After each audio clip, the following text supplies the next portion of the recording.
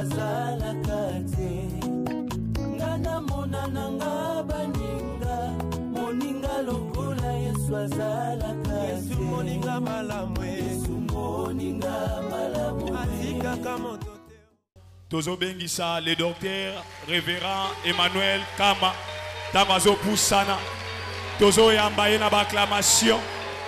Alléluia. Alléluia.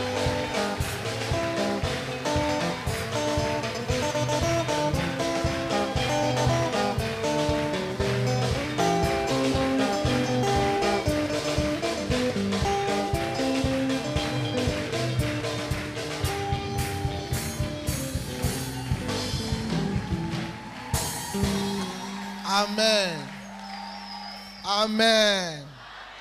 Nalinga rabino po bozaba tunesengo. Mbala nyonso na yaka wa je sens la joie. To beteli kolo maboko, maboko. Alléluia. To fandi na kombo na Yesu.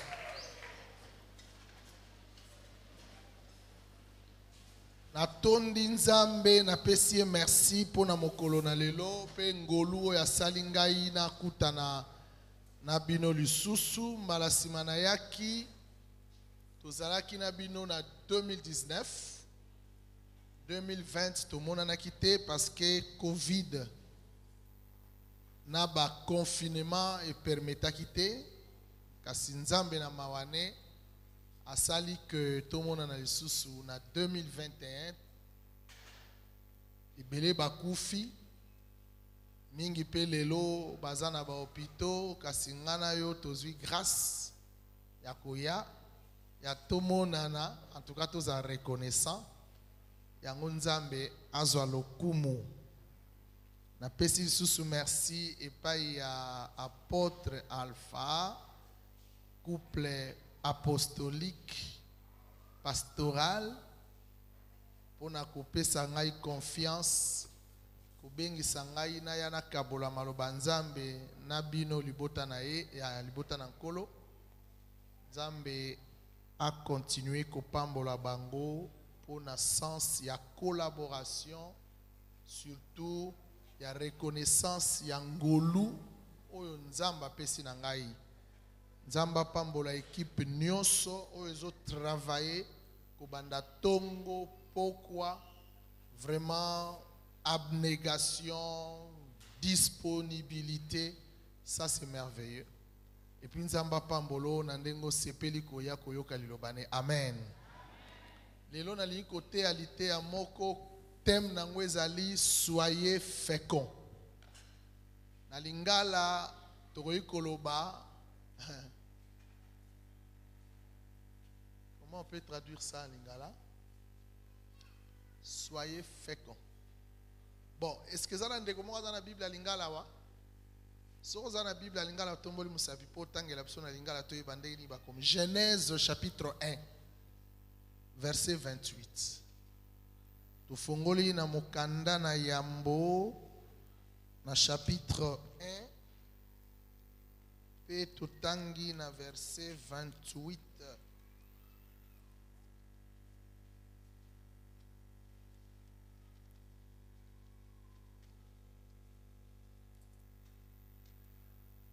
Na banzi ndeko lingala ndeko Bible lingala zate, c'est ça?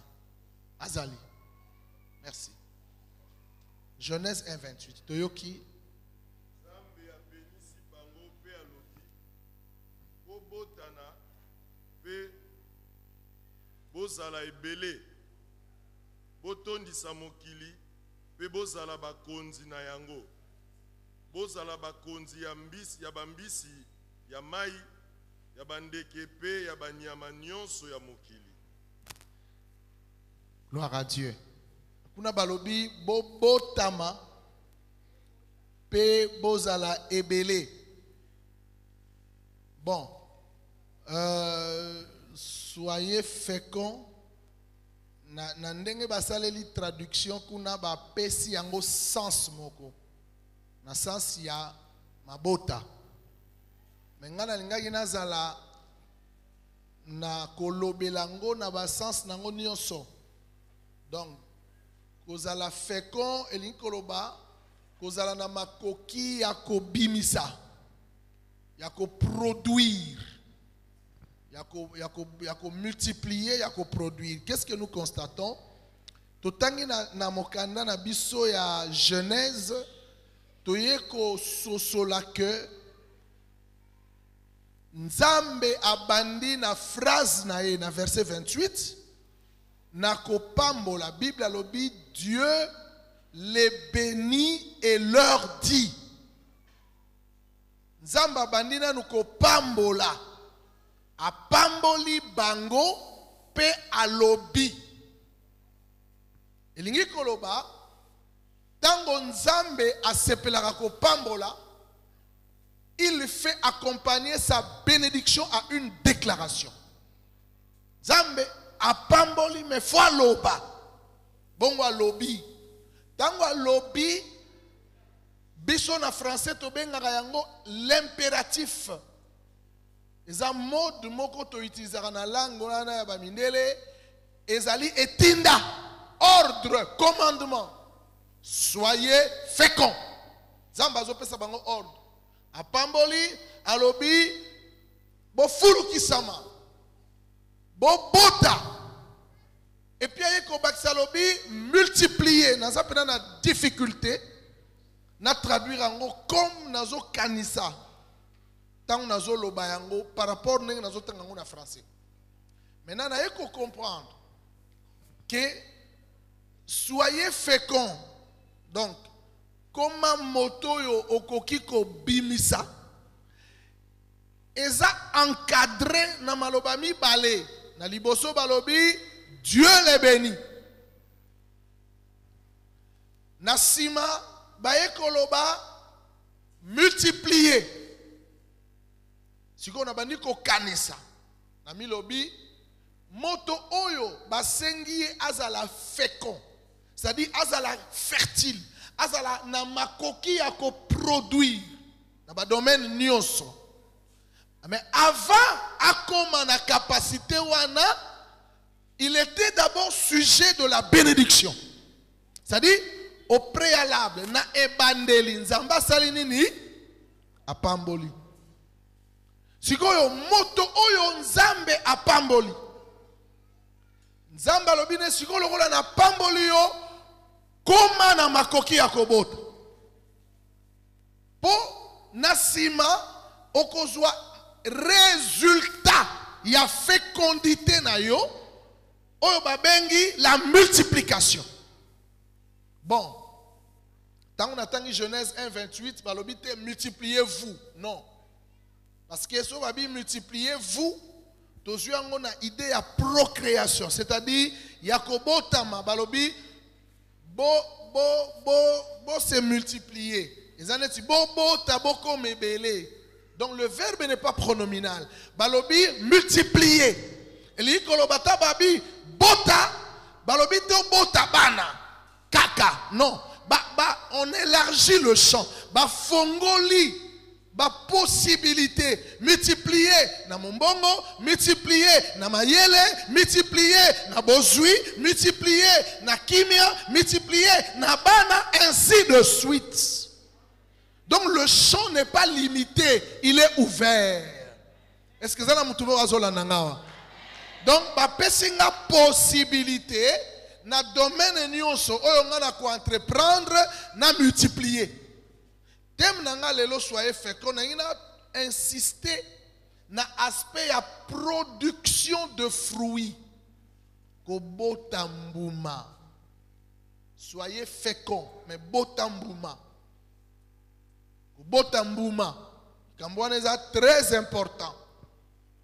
Ko botambuma bandeko tant tozolo bambuma tozu yango na sens vreté, na sens figuré, tozu yango na lolenge mususu. Na lolengo tozu ko botambuma ezali résultat na likambo yo kosala. Mbano nini yo kozwa sima na yo kosala likambo songolo, likambo pakala eloko boye, quel est les bénéfices que tu tires? Yang babengi mbuma. eza mbuma manga te, eza mbuma ya musala no. Soko tangi na Bible balobeli bambuma na makambo ebele, mbuma ya lisumu ezali, mbuma ya misala na yo ezali, mbuma ya komikitisa ezali, mbuma ya bibebu ezali, ya munoko pardon ezali, mbuma ya makambo mbuma ya... Donc eloko ne loko ezana na mbuma nango. Soko za moto pesaka orozwa pe mbuma ya kopesa.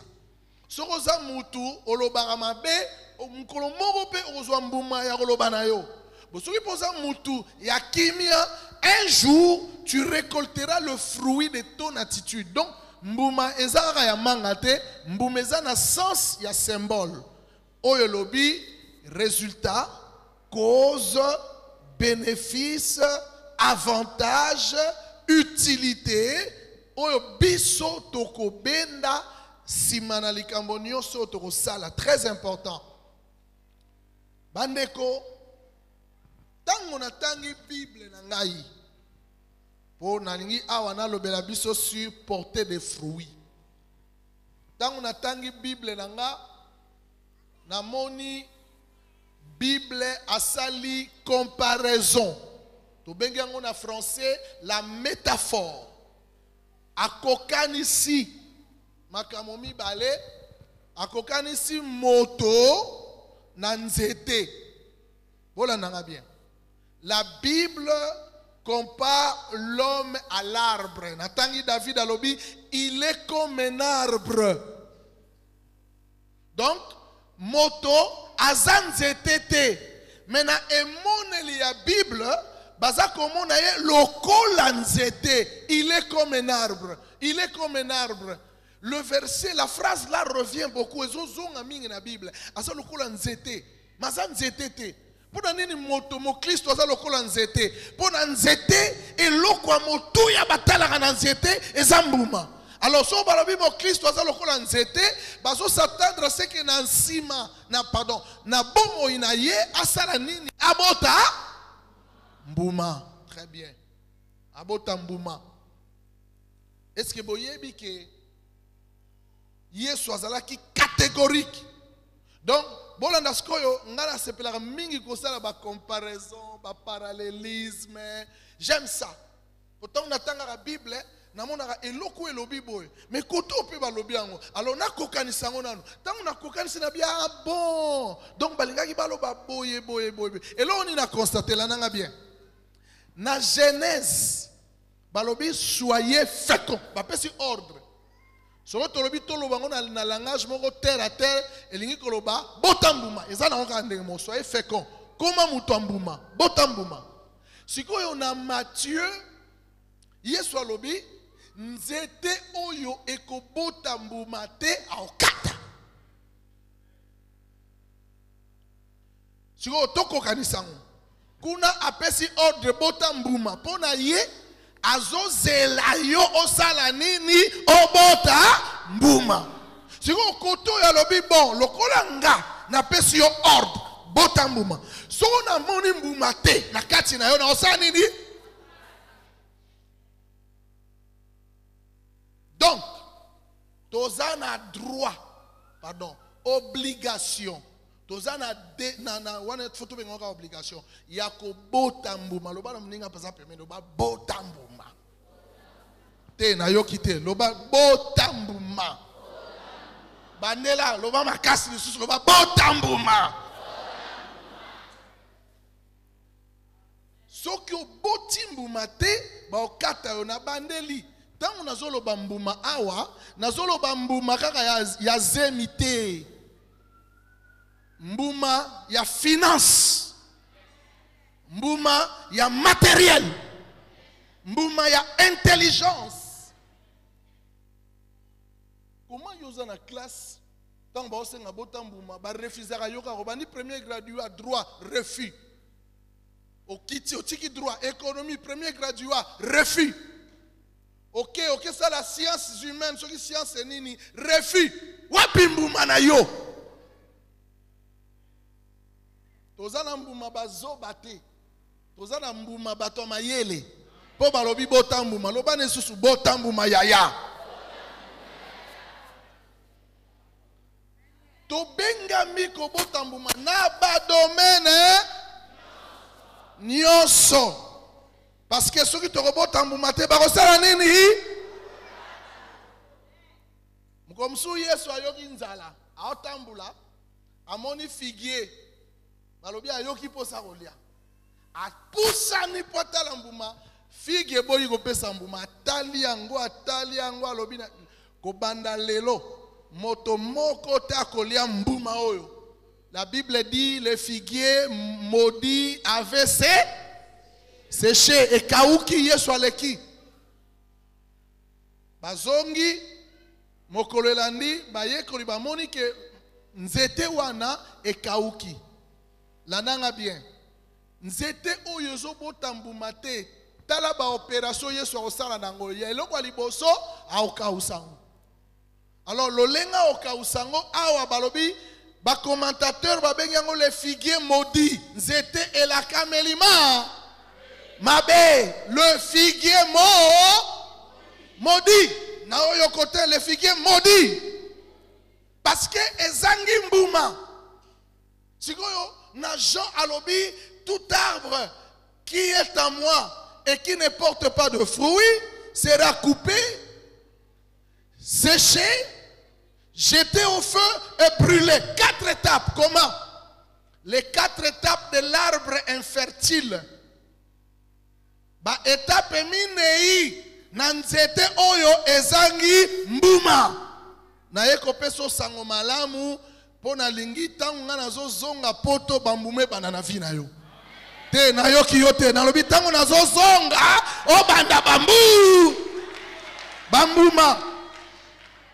Alobi première condition, premier sort, l'arbre qui ne porte pas de fruits est maudit.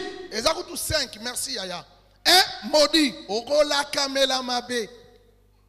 Alors que naebandeli asia pambolaki. Verset 28. Dieu les bénit et leur dit portez des fruits. Awasikoyo, Dieu les maudit parce qu'il n'a pas porté de fruits. Est-ce que vous comprenez ça? Si vous yosa wapi nangabu yali pamboli nani déjà basi ba pambola e. Tombola musapi poto zabana nzambe. En Jésus nous sommes bénis. Alors conséquence c'est botambu. Ah na yo kite yaya botambuma. Au nom de botambuma. Oyo message qui toko. Oyo maloba qui toko. Parce que Nzambe azo s'attendre à l'ingio lelate. Oleli mingi alingi siko mbuma e botama. So mbume botami pinzoli elo. Pasi esi. Lobana robota mbuma. Te na yoki te lobana robota mbuma. Au nom de. Oh yes.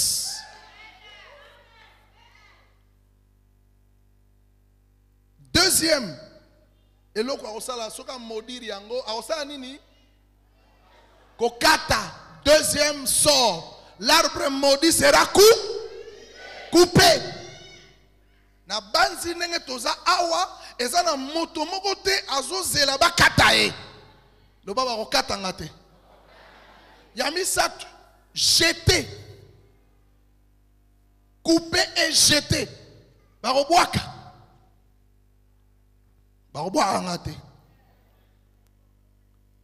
Après sécher, le bana oka ukate. Yasuka brûlé, le bana kozikate. Na banda o sexa bande romo na lobi bozala banzete mais beaucoup makala te. Quand est-ce que nzete comme makala? Tozana ba chrétien charbon, le ba chrétien charbon. Alors que Nzamba li tozana ba chrétien arbre. Et charbon c'est dangereux, et charbon c'est pour ma même écologie.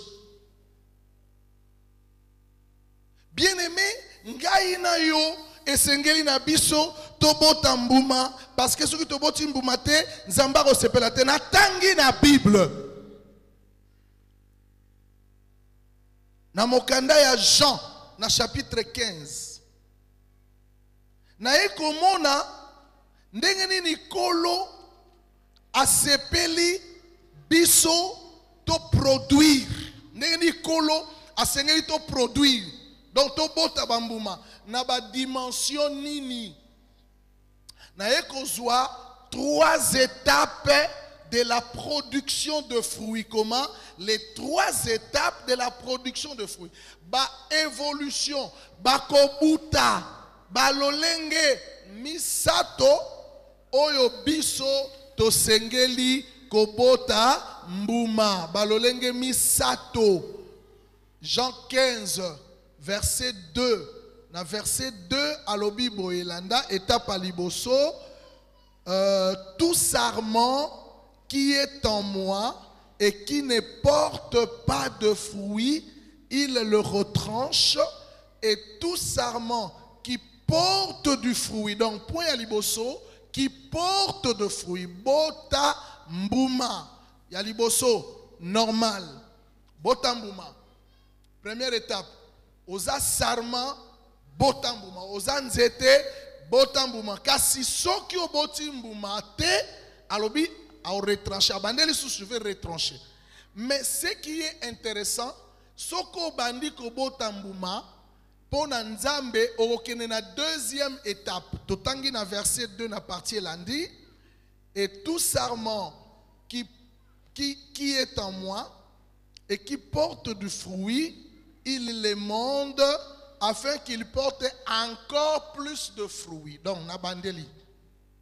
Première étape, porter des fruits. Soko boti mbuma, ako emonde yo. Toyebi na bamboka, ba papa na biso, nzete, ebandi kokoma ya koka okazwi mbeli. Abandi olongola becorce morte. Alongoli, etikali, ya sika. Pour renaître, le nettoyage. Verbe utilisera c'est émonder.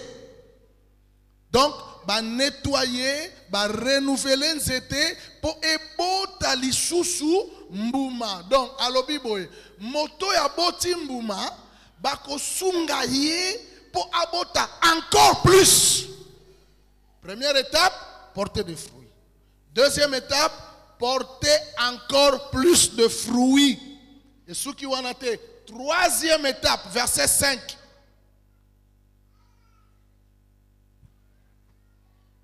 Je suis le cep, vous êtes les sarments.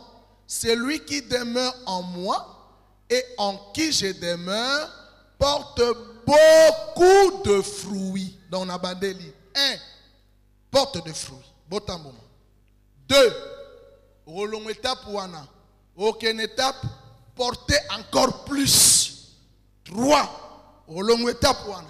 Aucune étape. Porter beaucoup de fruits. Et puis ce qui est intéressant, c'est que évolution y a pensé wana et que d'un verset à un autre, il y a l'idée de la succession. Et je l'acceptenda olongwe ya muke, ok ya mwa mingi, ok ya ebele. Donc na bandeli, na boti mbuma, na sepeli si Yesu, asungi nga po, na bota encore plus, na sepeli si Yesu, po na bota beaucoup. Est-ce que vous comprenez? Donc, nazalaki na ligablo moko eza fruit. À l'école, on lobby te, ngana lobby faut qu'il y en ait encore plus.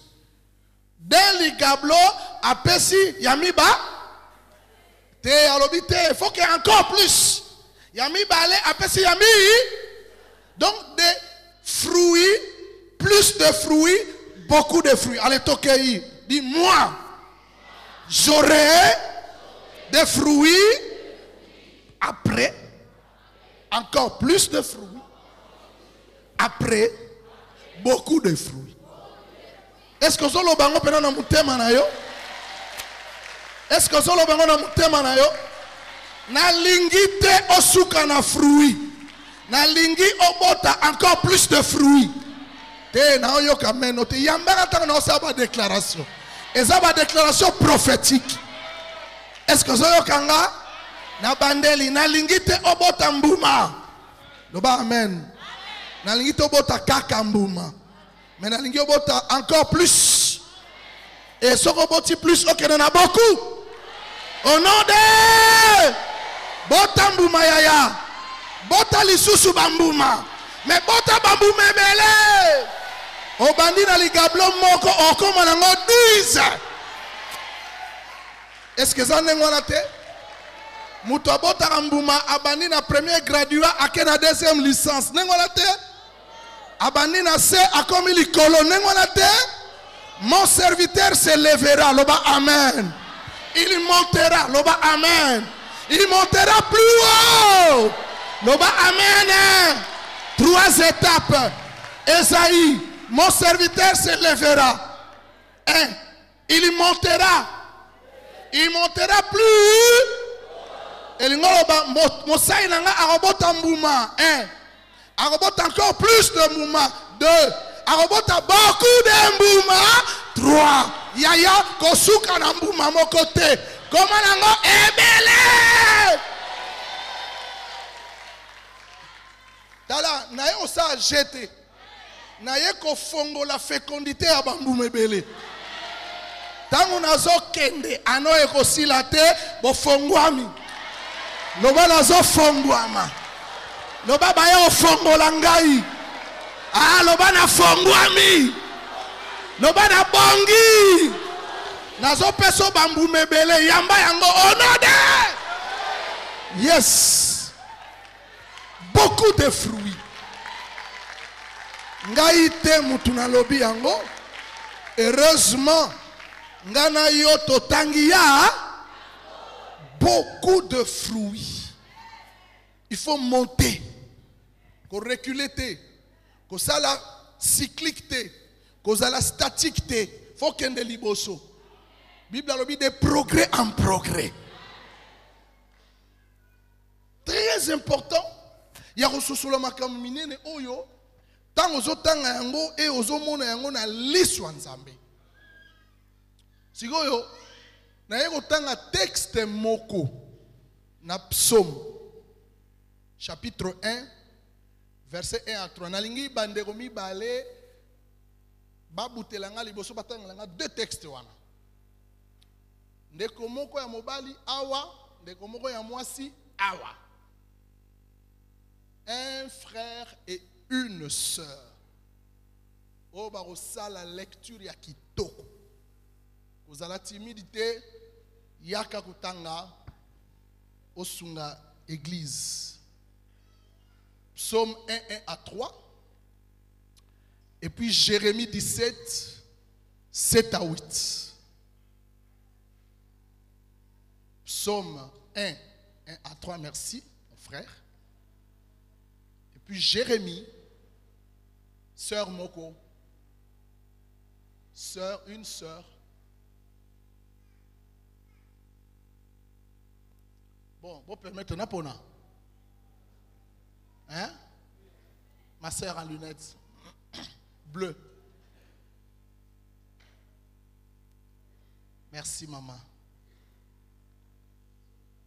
Psaume 1 à 3. Bon, na ina pesa sko conseil to tika ba Bible na ba smartphone. Oyebi Satan aza rusé. Lelo biso nyonso tozo utiliser ba Bible na ba pareil na biso. Lokola tozo somba sous ba Bible ya papier te. Société wana eko tomber faillite. Siko soko tomber faillite. Et kangite siko ba sataniste oyo ba osela biso ba téléphone ba osala nini ba kolongola application na bango ya Bible pour ba sataniste. Ba yebi pa bazo mema bino. Donc, continuons à acheter nos Bibles en papier. Tika koyaka na Bible na église ya téléphone. Yaka na Bible en papier ya. Toyokani. Ma soeur, tu nous lis Jérémie chapitre 17 verset 8 à 9. Et mon frère, tu nous prends Psaume chapitre 1er du 1er au 3e verset.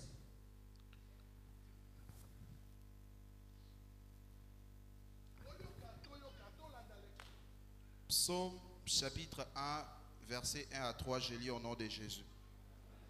Heureux l'homme qui ne marche pas selon les conseils de méchants, qui ne s'arrête pas sur la voie de pécheurs et qui ne s'assied pas en compagnie de moqueurs, mais qui trouve son plaisir dans la loi de l'Éternel et qui la médite jour et nuit. Il est comme un arbre planté près d'un courant d'eau qui donne son fruit en sa saison et dont le feuillage ne se flétrit point. Tout ce qu'il fait lui réussit. Jérémie 17, 7 à 8. Béni soit l'homme qui se confie dans l'Éternel et dont l'Éternel est l'espérance. Il est comme un arbre planté près des eaux et qui éteint ses racines vers le courant. Il n'aperçoit point la chaleur quand elle vient et son feuillage reste vert dans l'année de la sécheresse. Il n'a point de crainte et il ne cesse de porter du fruit. Amen. Merci ma soeur, tu peux t'asseoir. Tozu ba verset ba texte mi balé. Psaume totiangwawa, Jérémie totiangwawa. Psaume ekomami na David. Jérémie ekomami na Jérémie. Bangomi balé ba viva na même époque. Jérémie est venu bien après David.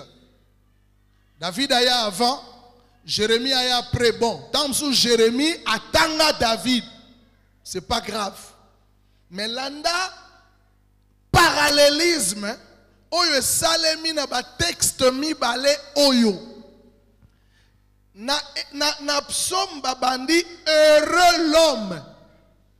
Et sengo na moto oyo qui ne marche pas, qui ne s'arrête pas, qui ne s'assied pas, heureux l'homme. Très bien. Toye na Jérémie, Jérémie alobi, béni soit l'homme qui se confie à l'Éternel et dont l'Éternel est l'espérance. Si vous bolanda bien, soyi mutalobi heureux l'homme. Soyi oyalobi béni soit l'homme. Vous avez dit que vous et sengo na moto oyo, wana heureux l'homme. Apambola ma moto oyo, wana béni soit l'homme. Na sauté oyo lobami na katikati wana, na yesiko kozwa un autre point commun. David alobi, il est comme un arbre planté près d'un courant d'eau. Aza lokola nzete oyo elonami pene ya courant yama wana David. Toye pa ya Jérémie. Jérémie alobi, il est comme un arbre planté près des eaux qui étend ses racines vers le courant. Aza lokola nzete elonami na kati ya mai bongo misisa nango ekei tina courant planté près des eaux. Donc nzete nyonso elonami pene na mai balinga te eza fertile. Donc ekozwa fécondité, n'est-ce pas? De continuer. David alobi, dont le feuillage ne se flétrit point. Banzete matiti na ye ekokau kaka ata mokolomoko te. Wana David. Sikoyo kotoyo Jérémie alobi, il n'aperçoit pas la chaleur quand elle vient. Son feuillage reste vert. Donc, tant mouye koya, ya omonango te po nzete matiti na ye ekotika la na couleur verte. Kozala vert. Donc continuez. David alobi, il donnera du fruit en sa saison. Akobota mbuma na tango na ye. Jérémie aye alobi, et il ne cesse de porter du fruit.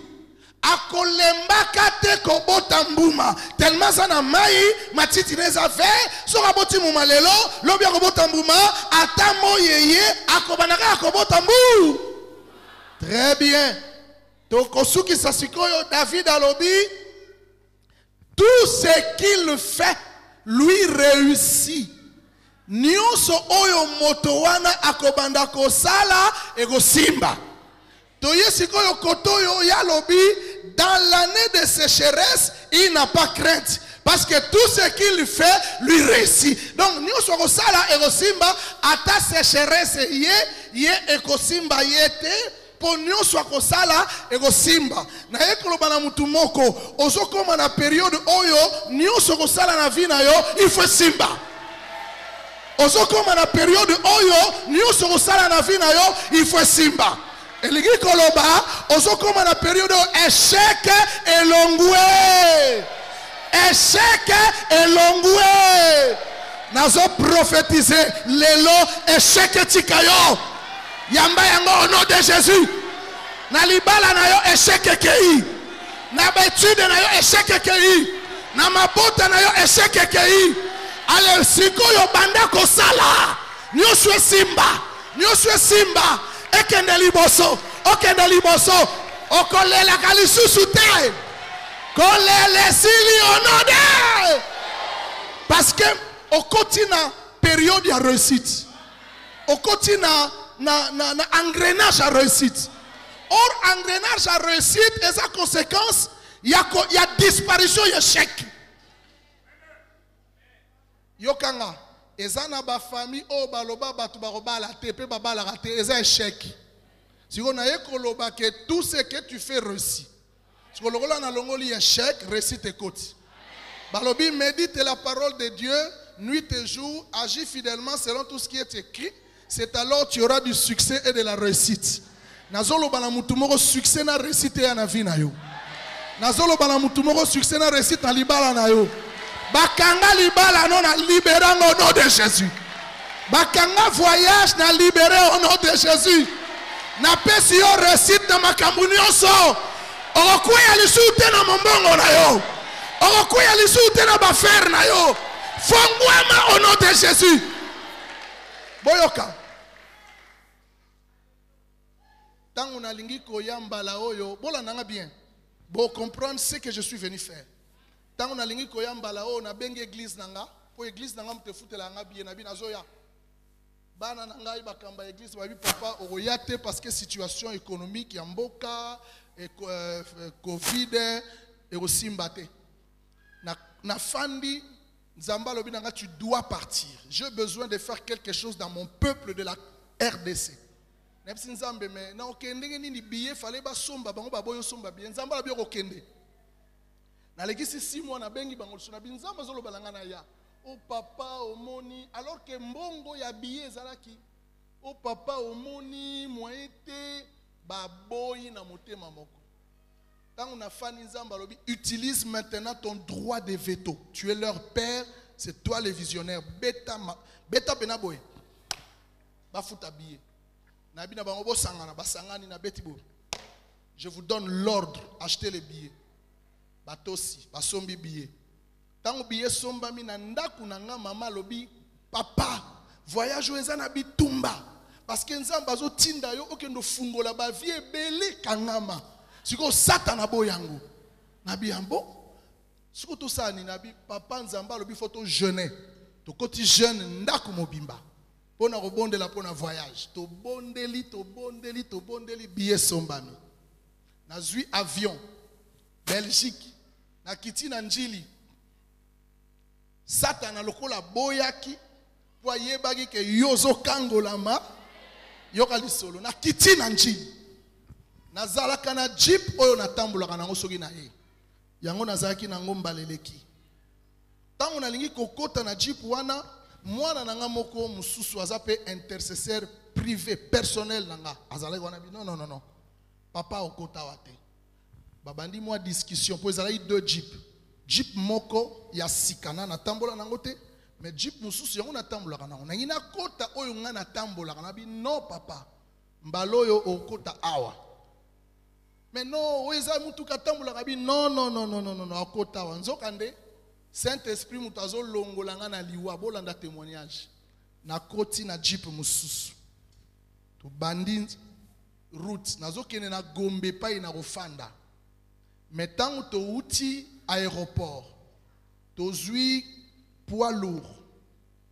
Kingabwa tobimiti gare centrale Béatrice Hotel ezapona ko bima ozwa boulevard tozalaki na chauffeur tomoni 207 ezoya wana batindelaki yangonga ezoya na lire moko na minute chauffeur azoloba oyo azotambola boye ndenge nini a dévié 207 eleki mutuko oyo nga na tambolaka nango ezolanda biso sima 207 ya na mutuka wana e tuta yango kaka epai nga na fandaka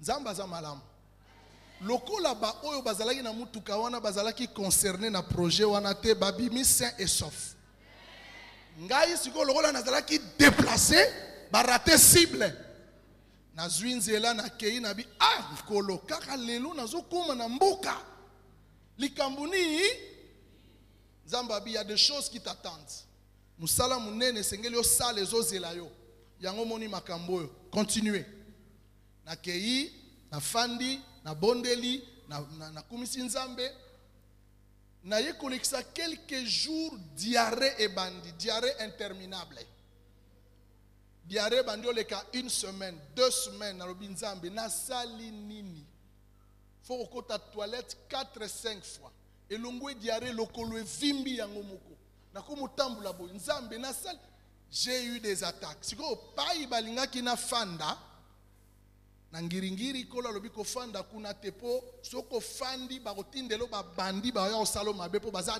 déterminé parce que ozotia bango mal à l'air bon na kei kuna te na ke na Gombe nazofana na ndako ya mama Bibish abi papa nasi na bongisi chambre yango fanda na ngai bandeko eleki dimanche mibale nazoteya na église pendant que nazoteya molimo nzambe kiti na yoki prophétie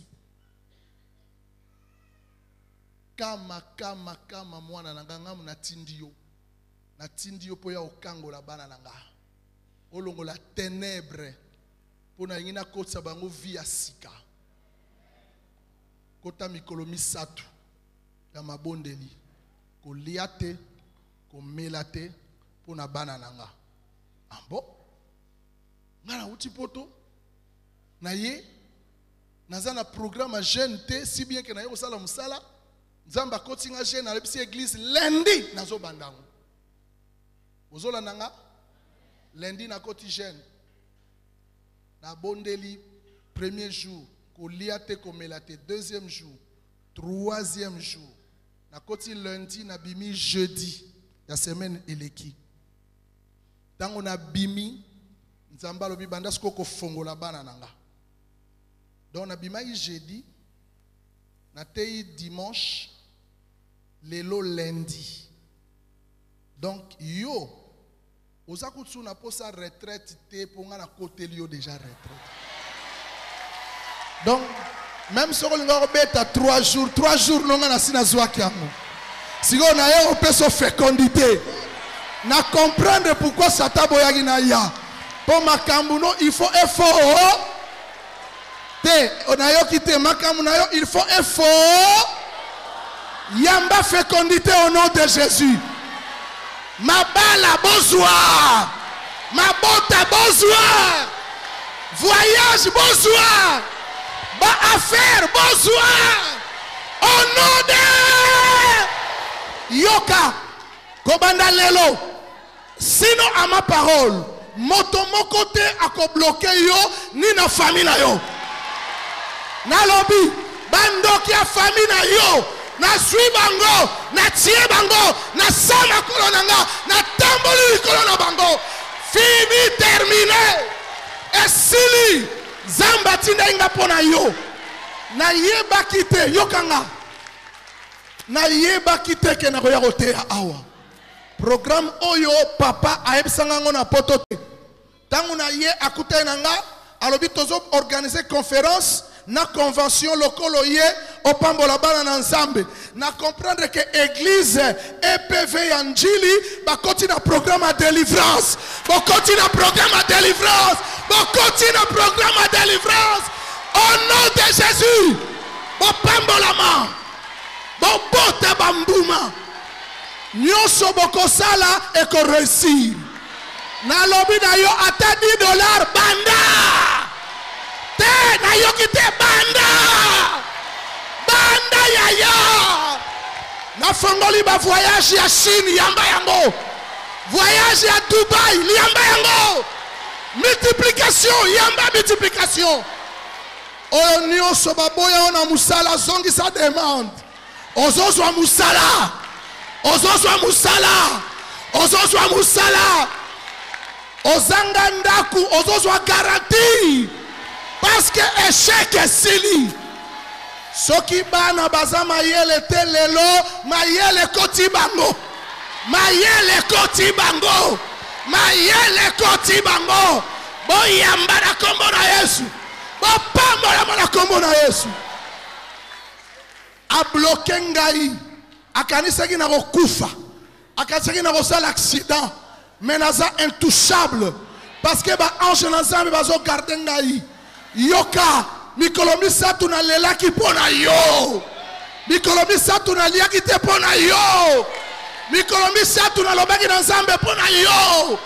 Oza moto ya kopambolama. Moto mota okanga yoko banda lelo. Oh non de. Oh yes. C'est l'atmosphère de la fécondité. Nous ouvrons une ère nouvelle. Tofongoli tango ya sika. Tango ya kimia. Diabète na kimisi yango. Cancer na kimisi yango. Asthme na kimisi yango. Au nom de. Ale maladi ni osweti kenzoto na yo. Posa mboto ne sengo. Comment fertile. Bota bambuma. Kende liboso. Tout ce que tu feras. Loba yango nyonso na kosala. Eko simba. Te na yo ki te telema nyonso na kosala. Eko simba. Kobanda lelo. Nyonso na kosala. Eko simba. Eloko koya na maboko na ngai.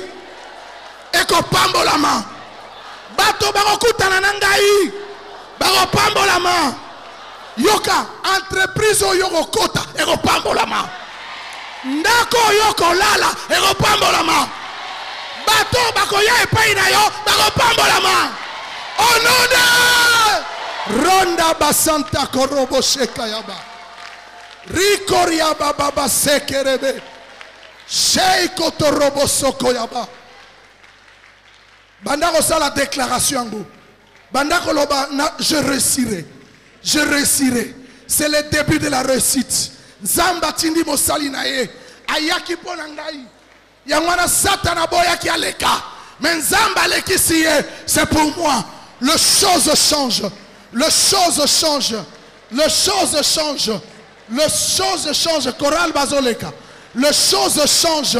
Le chose change. Plus rien ne sera comme avant. Plus rien ne sera comme avant. Seigneur, je déclare une nouvelle histoire avec ton peuple de cette église. Seigneur, je déclare un nouveau départ avec le peuple de cette église. Seigneur, je déclare un nouveau vent souffler dans cette église. Seigneur, je déclare une ouverture particulière se manifester dans cette église. Je vois le ciel s'ouvrir. Je vois la rosée se répandre. Je vois la bénédiction de l'Éternel couler. Recevez la vie, recevez la paix, recevez la joie, recevez la santé. Renda basanta korobo, yikotoboro shikeria baba, honda basanta koria bashike. Merci Jésus. Merci Jésus. Merci Jésus. Tu es comme un arbre planté près des eaux. Tu donnes ton fruit en ta saison. Ton feuillage reste vert. Et tout ce que tu fais réussit. Tout ce que tu fais réussit. Tout ce que tu fais réussit. Je le dis et le déclare. Tout ce que tu fais réussit. Je le dis et je le déclare. Tout ce que tu fais réussit. na lobi pe na sele nyonso kosala kosimba na lobi pe na sele nyonso kosala kosimba na kombo na Yesu kende liboso na kombo na Yesu pumbwa buta na kombo na Yesu tombwama na kombo na Yesu telema renda basanta koroboshika riko bobo rondo bosokoriaba. Merci Jésus.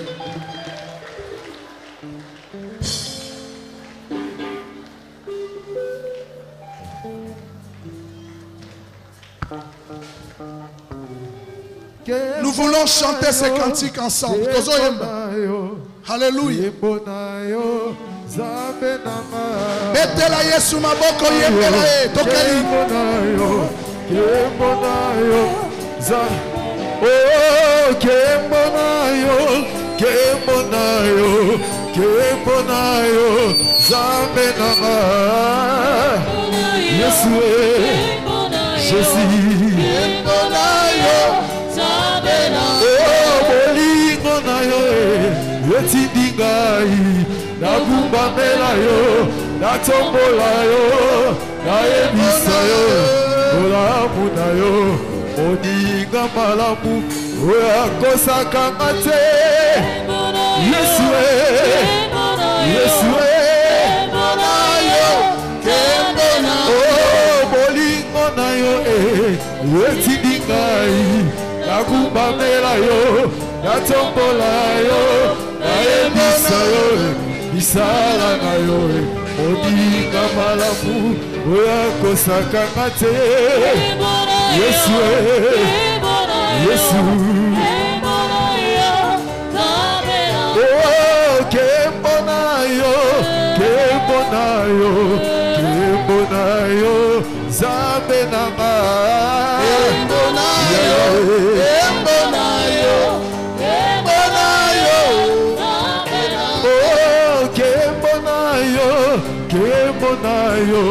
kembonayo, zambe nanga.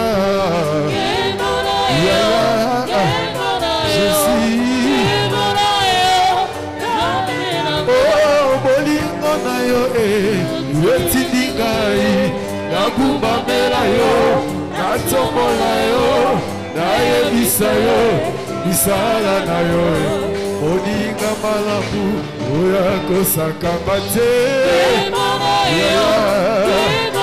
Jésus. Oh, kembonayo, kembonayo, kembonayo, zambe nanga. Yesu, Yesu. Soki ngana tali bisika na uta, oh, tauti mosika soki ngana tali bisika olokotama, nabeta mololo songi songi. Soki ngana tali bisika olokotama, oh, nakata poto poto. Soki ngana tali mosika olokotama, oh, nakati ya masumu Yesu. Soki ngana tali bisika olokotama, oh, teuti mosika. Je vous recommande à la grâce du Seigneur. Oyo bozwi lelo moto akoboto lango azalite. Nalobi oyo bozwi lelo moto akoboto lango azalite. Bokomi mitu et mikila te. Vous serez la tête et non la queue. Vous serez en haut et non en bas. Au nom de poussez des cris de joie, acclamez pour le Seigneur. Merci Jésus.